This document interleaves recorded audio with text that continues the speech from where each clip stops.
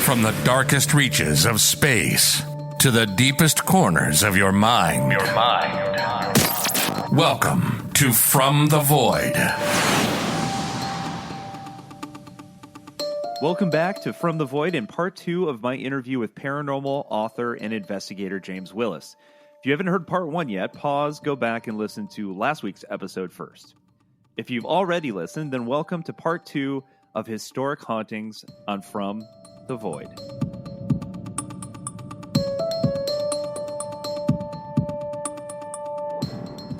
Yeah, and I think, the skeptical part of me is always sort of questioning the equipment, especially when I see new equipment that comes out, and I'm like, what the hell does this do even? And who designed it, and how do they know that it works in the way that they are saying that it works? And so for me, it comes down to the basic equipment, like, an audio recorder. And for me, it almost has to be a crystal clear, like, yes, I hear exactly what this entity said, versus, like you said, like kind of a unintelligible sound, or like something that's caught on camera. But like, some of these things, like the, EVP or not EVP, the device you were talking about earlier that throws out kind of the numbers, yes. EMF. Yeah. EMF, which wasn't designed for ghost hunting initially, to begin with. And it's like, for me, it's kind of a far stretch to convince me that that's evidence of something otherworldly, I guess. And I would say that you and all of your listeners who are interested in the equipment to go to ghostsofohio.org and sign up for our free newsletter that we send out every other month, because we have a column. It's not every issue. But what we do is when new ghost hunting equipment comes out, we buy it. We don't take any sort of freebies or anything like that, but we go out, we buy it, we see what it's supposed to do, and then we break it open and we say, okay, this is what it's actually doing. And the reason that we do that, despite what these other groups will tell you about me and the Ghosts of Ohio, we are not doing it to make fun or poke fun out of other organizations. The reason why I decided to do it and will continue to do it is I have seen far too many good investigators, researchers go out and buy all of this equipment. It doesn't do what it's supposed to do, and I see that fire go out. And I am getting older. I'm not going to be doing this forever. And I need the next generation to come up and have that fire within them. So I am not, for me, and I tell them, if you want to go and buy a piece of equipment, drop me an email. Just be like, hey, have you ever used this? What does it do? And again, it's not to make fun out of people that are using this. But for me, if you are using what these devices are doing as evidence, here it comes. Evidence of what? Because if you I always tell people, do not go online and buy something that has a sticker on it called the ghost meter. Right. If you do, you've just paid an extra $20 for a ghost meter sticker. There is no, despite what people will tell you, there is no single piece of equipment that can detect a ghost. It can detect anomalies that could be ghostly or paranormal in nature, but there is no device that will detect a ghost. The reason for that is what I said earlier. Nobody knows what a ghost is. So how can you tell me you created a device that will detect something that we don't know what it is yet? It doesn't make any sense to me. And I challenge people, if you have that piece of equipment, I'll buy it. I will buy it and I will try it out. But I have yet to find anything. Most of the equipment that we use are used to detect atmospheric changes that could be ghostly, because my general idea about a ghost is that it's a form of energy. What kind of energy? I don't know. But it comes off the idea when I was very little, I was taught we're all forms of energy. And nobody disputes that. Everybody's like, yep, I dig it. We're all energy. They also say you can't destroy energy. It can change form, but it won't ever go away. Everybody believes that. Everybody's like, yep, okay. The weird Willis at a very young age said, well, where does my energy go when I die? Does it just float away into a collective something out there? Or is that what people are saying are ghosts? And so I use equipment that detects changes that represent possible forms of energy. So I will use the EMFs, the ones that give off the numbers. We do use those quite extensively because they will detect. You can have different ones that are like natural energy and microwave energy, all sorts of things like that. What we're looking for is that if a ghost is made up of a form of energy, well, we should see an anomalous spike somewhere. But it could also mean that that spike is because somebody just turned on a television downstairs, or because you've gotten too close to your cell phone. Cell phones love to make these things. So we don't look at those things reacting as that's a ghost. We just say that's weird. For example, we've all heard the stories that they say, we heard that the ghosts walk up and down the stairs. We hear the steps creak. Whenever somebody tells me that, I tell them, start a journal. If you think there's something in your house, it doesn't have to be anything extensive. Just write down the date, the time, and what you experienced, because then that gives us something to start digging into to see, okay, well, it's always happening, I don't know, 10 o'clock at night on a Tuesday. We can then dig into the history of the location to see if something happened there. But with the footsteps, if someone tells us that they hear the footsteps and it's going up and down the stairs, we always tell them the next time you hear it, count the steps that you hear. Because if they only have a 3-step staircase, for example, and they're hearing 12, okay, well, it's not walking on that steps. So that might be something that they're hearing something residual or a replay of something. If it is, they're hearing just creaks on those 3 steps. Well, that to me says if that is a ghost, that means that ghost has to have enough energy or force or mass or stuff to exert pressure on those steps to make them creak. So if we were to go out and do an investigation there, we put pressure plates on the stairs and see if those trigger. If it does, that to me is interesting. Especially if there's nothing on the staircase, but they start creaking one after the other and we're hearing. So now you've got something that's audio. You hear the steps. You've got the pressure plates going off one at a time at the same exact thing. And you've got video showing the staircase is empty. None of that means there's a ghost there. It just means there's something unexplained that shouldn't be happening there. I love that though, because I think, for the general public to really take this field seriously, it feels like we need to be more discerning in that way.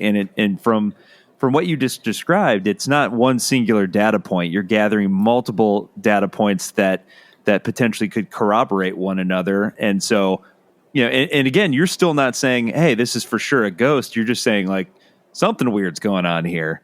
Correct. Yeah. Correct. And we never, ever will tell a client, if they call us out to their house and they say, we think there's something in here, even if we got all kinds of crazy stuff that we can't explain, when we present that to them, we never say your house is haunted.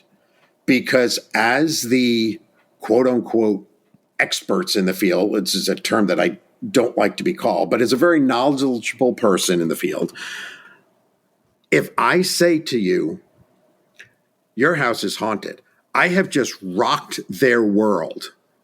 And they now will think that their house is haunted. I don't know if it is. And if you line up 10 people and you say to them, what would you need to see or hear to think your house is haunted. Some of them are going to say nothing, ghosts aren't real. Other people are going to say the slightest creak, it's a ghost, And so all we do is we give them what we got. We give them copies of the audio, the video, the photos, whatever was strange to us that we could not explain. And we're like, you do with it what you will. If this is enough for you and you think it's haunted, so be it. We're just telling you these are the things that we could not explain.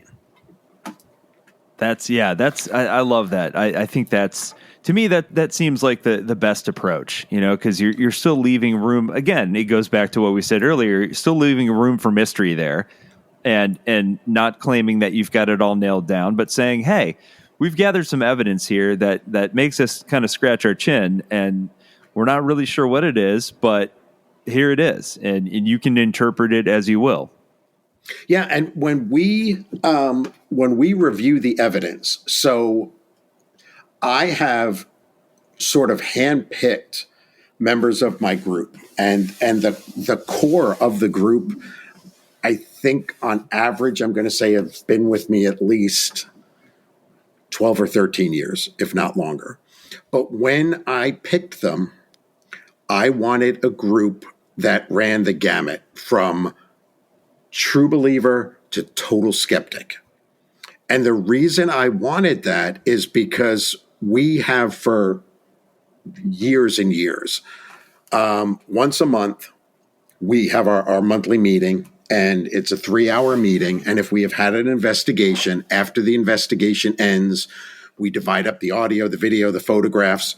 We upload some of it, and we have people who couldn't go on the investigation, but they'll kind of give it a fresh set of eyes and ears. And then we all come back together once a month, and each individual person, what they have reviewed, they put forward things that they believe could be, quote unquote, evidence of something. And then what they do is they each present it, and then we all fight over what it is. It's very friendly, but because what I'm looking for is at the end of that meeting, from the skeptic to the believer, we all say, I don't know what those two things are. It wasn't this, it wasn't this. And that is the stuff that we present back to our clients. So we beat each other up before anything becomes known, because we want to make sure that we have tried everything. I mean, the audio recorders are notorious. And even when you watch these shows, but again, I can go back to the fact that they're doing this because they want to get results. But when people ask me, they're like, why are ghosts always like whispering? and I'm like, it's called wind. Because you watch these shows and they've got a digital recorder in their hand and they're whipping it around, and they're getting the wind that's passing through there. So it's those little things that we always look at. I mean, we, on investigations, we have used everything from reel-to-reel recorders to digital voice recorders to our go-tos, which are studio microphones that are basically, we run the cable from them. The microphone is on a mic stand with a shock mount, and it runs all the way back to a mixer. Wow. So there is maybe it picked up a wireless signal from something, or maybe the cable was bad, or it did. So we're trying to make sure, because a lot of times people walking by, if a digital recorder is sitting on a table and somebody walks by, it could vibrate, and if there's no video matched up with that, you're not going to be able to tell. So again, it makes for an enormous amount of audio and video to go through. But again, it's finding those little nuggets that are the ones that you're like, I have no idea what happened there. And I mean, a real quick story, the thing that we've started finding, which is incredibly frustrating, because we've started to find these, and I'm like, man, I've got over 20 years of audio that I don't want to go back and look at, but we started finding, and I will never forget this, but we were doing, it was an investigation, and again, we divided up all of the audio, and I was reviewing parts of it. And at one point, the microphone that I was reviewing, I am up against, right up on the microphone, and I whisper, "No, what's it set on?" And at that point, I'm like, oh man, I am so glad that I reviewed that, because I broke my own rule, which is don't whisper on an investigation, because you don't use your vocal cords. It's very hard to figure out who it is. I didn't announce myself. I was like, I am so glad that I actually was the one who reviewed this. There was an unfortunate yet very good mix-up in that Mark, one of our other investigators, ended up reviewing that same bit of audio. When we got back together for the monthly meeting, Mark presented that, and I'm like, look, it was me. I'm sorry. It was me. And Mark was like, it's not you. And I'm like, it's me. All right. I get it. The fearless leader. You can all pick on me. and everybody's like, yeah, that's him. That's clearly him. And Mark goes, it's not. Jim, you weren't even in the room at the time. And you know what? You look at the video, I'm not there. And you don't hear anybody or anything walk up. The mic is just sitting there all by itself. Not only that, but after I said, or whoever said, no, what's it set on? The audio shut off. The mixer had shut down. And that to me, and when we went and looked at the audio patterns, this is how far we tried to go down this rabbit hole with it. Me whispering, no, what's it set on? And then I did that like 5 or 6 times, looked at the patterns of that. When we did it with we'll call it the audio doppelganger is what we started calling it. You look at that, it has some signatures of me, but it's not me. Wow. The audio people who have looked at those 2 files, and we just said, is this the same person? We don't say, is it a ghost? Because then we're biasing it. And it comes back, it's similar, but no, it's not the same person. Which leads to, I call them 2-bottle conversations, because you need 2 bottles of your favorite alcoholic beverage to really unpack all of this. But how does that happen? And what is that? You know, because and again, that was a studio microphone that the camera was pointed at it. There is no one there when it records. It was going into its own channel on the mixer. So when we review it, I mean, you could, since it's a mixer, you can mix channels together, but you can't just do that by accident. I wasn't actually in the building, now that I think about it. I was out at the car. Wow.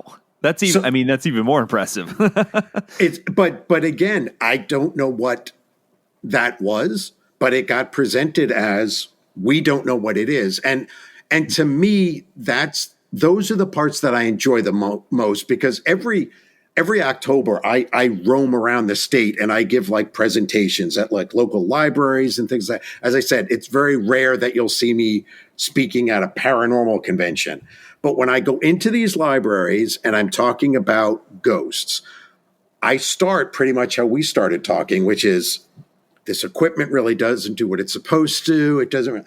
And I can see the faces in the audience of them going, oh, come on, man, I wanted to be scared and stuff. And what I do is, it's all set up. So see if any of your listeners come to see me now, they'll be able to tell. Because then what I do is, after kind of breaking things down and getting people to be like, I don't believe in 90% of this stuff, but I've been doing it a long time because there is weird stuff out there. And then I play the audio and the video, like we play that audio that I just described to you. You see the video where there's no one there, and that's what freaks people out. And I always end the presentation with a good, kind of like 5 or 6 of like my greatest hits, because that's when I see that spark come back and they're like, oh yeah, I'm getting into this and I'm going to go, that's what I want to do. I want people to still want to find answers and not get discouraged because it's not like it is on television. Yeah, that's really good. So speaking of your greatest hits, why don't we dive into some? Like, what are? Let me phrase it to you this way: what are some of your favorite locations in Ohio, and then what are some of your favorite locations outside of the state?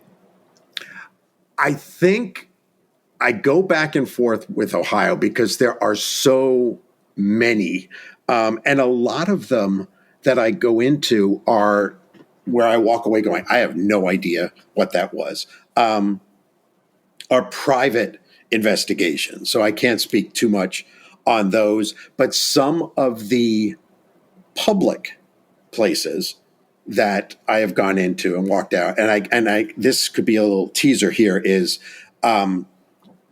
the ink is almost dry on the contract for Ohio's Historic Haunts 2. Yes. So I have already started going out. We have all the locations buttoned up. We have started already doing the research into it. And one of the locations that I can really tease, because in November, I will be giving a presentation there and showing some of the weird things that we got, is the Defiance Public Library, which is in Defiance, Ohio. Even if it wasn't haunted, it is a historian's dream, because the Defiance Library was actually built, and right next to it is still there. It's a park, but that was actually where it has the remains of Fort Defiance.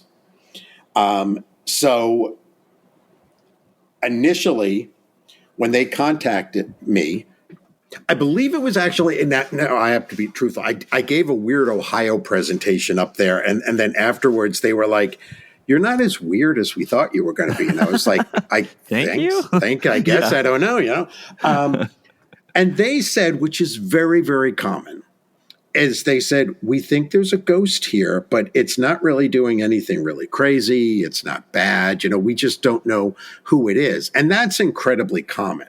And that's the other reason why I don't really like these ghost shows, is because ghost activity on there, it's over the top.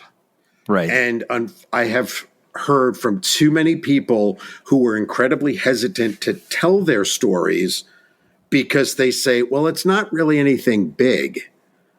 It's, we just hear little things or something like that. And that concerns me. It's like, I don't want those stories to die, because those are the quote unquote real stories.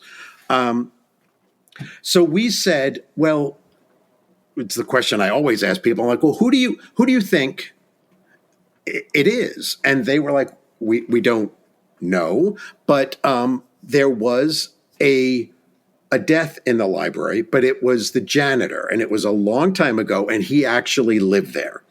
So he was older. So it wasn't like, the murder or anything like that, but that he had passed away in the building, which is now, just like a storage area and a little office down there. And so we started digging into the history about that gentleman, but also about the history of the fort. We found that there wasn't a lot of, there wasn't battles per se, that took place there. But in again, a weird coincidence, they still have the surveyor's stone that's out there. And as Mark and I were kind of going on and doing like a preliminary thing, Mark is an amazing man of many, many talents. But that's when he tells me, I'm a reenactor from this time period. And I was like, really, what do you portray? And he goes, a surveyor, which to me, that is the only reenactor I have ever heard where you're a surveyor. Right. But that's what he was. And so we started thinking, okay, well, what if we put you in your period costume, you're dressed up as the surveyor, and we walk you out to that stone and see if we get any sort of, reactions, if you will. And then right before we were going up there, the library staff said, well, the janitor's son became Wild Bill. and he was like a jazz musician. So, and they always said that when we thought maybe it could be him because he used to always play around here and stuff when he was growing up because his dad worked there and lived there. And so they had Wild Bill's records. Oh, wow. Phonograph records. So I have in recent years become a big fan of, it's always like, it's very easy, no matter what time period you're talking about, but it's very easy to find things that people don't get along for, it doesn't matter. It's like, I don't like this, but it dawned on me. It's like music. Everybody likes some form of music, in some way. And I started looking at it like, it's a total sidebar, but I am a huge fan of the group Queen for like decades and decades. So, love Queen. And when Freddie Mercury and Brian May were doing "We Will Rock You" and "We Are the Champions" separately, the idea that they came up with was, what is something that our fans can actually like sing along with through there? And the whole idea of the "We Will Rock You" was because, okay, if they're packed in, well, they can stamp their feet and clap their hands. But the idea behind both those songs was that at a concert or when listening to music with people, you're all unified. When you go to a concert, you're a big, if you go to a sporting event, you're still going to have people for the other team, but you're all together at a music thing. So I became a fan of incorporating period music or music that might become something that would bring people together. So we decided we were going to dress Mark up in his surveyor costume and walk him out there. And we were going to then also play military music from that time period. Then we thought we would go down into the basement area and play Wild Bill's music. We also took Mark's reenactment surveyor stuff and we put it up in the window of the library because at the far end of the library, you can look out over the fort. So we put an old map up there and put all of these, it's a Vernier Lab Pro thing. It's basically all these different sensors to detect energy and things like that. So we put those all around those, and then we went outside and we all hid because we're like, well, if there is a ghost here, and they identify with Mark, but they're like, who's that guy with that boombox thing? Like, what's a boombox? So we were all hiding. We were playing that, and Mark walked out there and he stood out there. Now, we did not get anything out there at the time. But inside, the temperature and the electrostatic charge both started behaving strangely around the maps and things like that. So we were like, okay, there could be something there. Maybe there's not. Later, when we went down, we played Wild Bill's music. It was not until we went home and were reviewing it. And I play this at all of the presentations because this is just, to me, this is mind-blowing, is that so to set it up, there was a digital voice recorder that was sitting in full view of a video camera, on a metal shelf. Facing, and the camera is facing towards the doorway to the storage area where the janitor's home was. We're playing Wild Bill's music. Now, Mark and two of the librarians are in the room and they are just talking. The music is going on. I think we played it for about 20 minutes. I would say roughly about 10 minutes into it, there is suddenly an undeniable rhythmic tapping that sounds like somebody tapping along to the beat, but I mean it's more of a like a that kind of thing that goes on to the beat for about 20 seconds and then stops. There is no one near that digital voice recorder. The camera does record Mark and the two women talking, so you hear them. This comes up and over it in one specific point of it, remains entirely on beat. and it sounds like it's on wood, even though the recorder was on a metal bookshelf at the time. Weird. That wooden banging noise, tapping, whatever you want to call it, did not occur anywhere else in the building for that entire evening. Oh, that's so weird. That's awesome. And again, it becomes weird because you're like, that to me is what you would call an intelligent, like it's cognizant of us because it heard the real music. It's not like like an imprint or a replay of something, because it was doing it in time to the music. And this is not one of those, well, if you close one ear hole and you kind of open the other one, you might hear something. It is so loud. And when you pull up the voice pattern, you pull up the audio pattern of that, you see the spikes of it within the music. It's on time. It is on time. But again, that becomes a frustration because it's like, well, does that mean it's Wild Bill? Does that mean it's the janitor? Does that mean it's a patron who just made their way back to the library and they like that kind of music? It was somebody from the fort that we stirred up when we were out there and they came inside because they liked the music? Or is it just somebody random? And again, I don't know, but that's what makes it intriguing. It's let's go back. Let's dig a little deeper. It's like, it's the old story about the onion, peeling back to get to that other layer that's in there. So that's one of my recent and I say recent because this investigation has been going on for several years up there. We keep going back and trying different music, trying different forms to kind of investigate with it. So that's one of my things that just pops up that in my head, that it's one of my favorite ones. I've been to, Mansfield Reformatory several times, always get something there.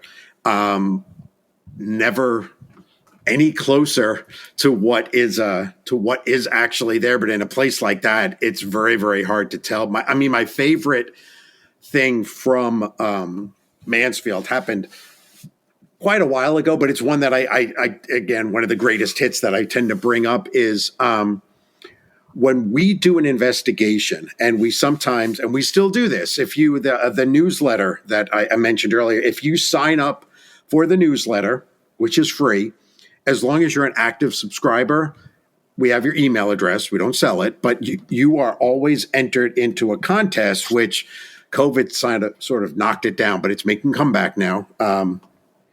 The contest is spend the night with the ghosts of Ohio. And what happens is if we pull your name from the email list, you and a guest get locked in to a famous location in Ohio for the night. And we joke around and we always say, if you just bring your courage, we will bring all of the equipment. You just bring your courage and maybe a change of shorts and we'll, take care of you. But one of the places that we went was Mansfield. And what we do on all of our investigations is we do set vigils for a set period of time. So what we will do is we might say, if we were at Mansfield, we would say, okay, you three, you're in solitary confinement for the next hour. So you are there until 10 and 18 p.m. You can go anywhere you want in solitary, but you can't leave. The reason for that is we want to make sure that, if you're in solitary and you hear somebody walking around in the cell block, there's not supposed to be anybody in cell block at that time. So that's what we try to do, is make sure everybody is there. So this particular bit of audio that we got, it was recorded on a digital recorder. And the reason is that it was three women. One of them was my wife. And the other was Julie, who was a Ghost of Ohio member. And then Brandy, who was a guest. She was one of the contest winners. And they are the only three people, just those three ladies, in the world's tallest freestanding cell block. So they are just walking around by themselves. And they've got the digital voice recorder going, and it was just because they were so deep in there. They were well beyond what we could reach with the microphones. And we had a device that we give to all of the newbies just because it has lights. So, they're like, ooh, look at it. Yeah. And so, and this device has 3 lights on it. A green for, I think it's okay, a yellow for caution, and a red for danger. So we always give it to the new people because all it means is that if it goes up to danger, we always say it doesn't mean the walls are going to start bleeding. It just means that the EMF, the electromagnetic field is kind of high. That's all it means. But we don't tell them that in the beginning so that when they see it go to danger, they get a little scared, and then we explain it to them. But for this particular clip, Brandy, who had never used the equipment before, she was just walking around with it, and it kind of flickered from green up to yellow. And she asks Julie from the group, she said, is it okay that it went up to yellow? And Julie says, it's okay as long as it's not the danger, Will Robinson. And nobody usually laughs because they don't get the joke or because they don't think it's that funny. But, they're lost in space, danger, Will Robinson. But I play this clip in my presentations because after Julie says the danger, Will Robinson, a man laughs so loud that it echoes. Whoa. There wasn't a man in the cell block with them, and they did not hear that. As a matter of fact, so might be too much information, but it's a good story, is that when I was reviewing it, I was sitting in bed with my wife, and Steph, my wife, she was making jewelry. So I'm sitting there with the headphones on, and I keep telling her, I'm like, look, you guys can't talk as much because it's nonstop talking. If there was a ghost there, then I could be able to hear you. And she was like, well, it was like 2 a.m. We had too many Diet Cokes. I apologize, and I keep going, you're doing it again. You can't talk over each other. Talk for a little bit, then give a space, I'm going on. And then I'm like, and who's the guy who's laughing? And my wife was like, there wasn't a guy there. And I'm like, I know there's not, but who's there laughing? And she's like, there was no guy there. And so I gave her the headphones and played it for her. And this is fiendish, but it's the truth. I took fiendish delight in watching the blood drain from my wife's face when she heard it. And the reason to go back to the idea, the power of the ghost story, is that personal experience. Steph knew there was no man there, but that was so loud, she should have heard something. So the fact that she's hearing that there and knowing I was right there and didn't hear any of that freaked her out. Brandy didn't like hearing it because, again, that's the personal experience. They know, somebody, if they wanted to, mess with me, they could be like, well, you just recorded that and you're just lying about it. And I'm like, I've been doing this far too long to risk what little reputation I have to fake something. So you can tell me it's not this or it's not that, but don't come at me with what I fake stuff, because I'm too old to do that. But it's disturbing because it is, again, it's not like, now listen really close and you might hear something. It is so loud and it echoes, and there wasn't a man in that entire cell block at the time. Oh man, that's cool. I love that stuff. I'm definitely signing up for this newsletter. I want to go on a ghost hunt. So yeah. And I mean, like you said, you're local. So, I mean, this year I'm actually doing a lot of different presentations in the Columbus Metropolitan Library System. So there's awesome. A lot that are around there. So yeah. And if you go to my strangeandspookyworld.com, it's got all of the dates, and most of them are free. I am doing a couple where it's to help with renovations and things, but the vast majority of my presentations are free and open to the public. So, oh, brilliant! I'll put that in the show notes so people know where to go and check it out. I'm definitely going to go check it out, being local. But this is incredible and absolutely fascinating, and I just appreciate you coming on and spending some of your evening with me, and hopefully people get a kick out of this for, again, this will be out in October, so we will be in the midst of the Halloween season. Sweet. I love it. No, I greatly appreciate it. It was great talking with you, and thank you for having me on. All right. Thank you.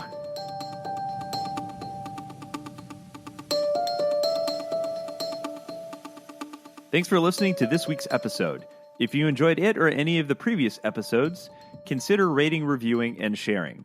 We'll be back next week with an all-new mystery. And until then, thanks for listening to From the Void.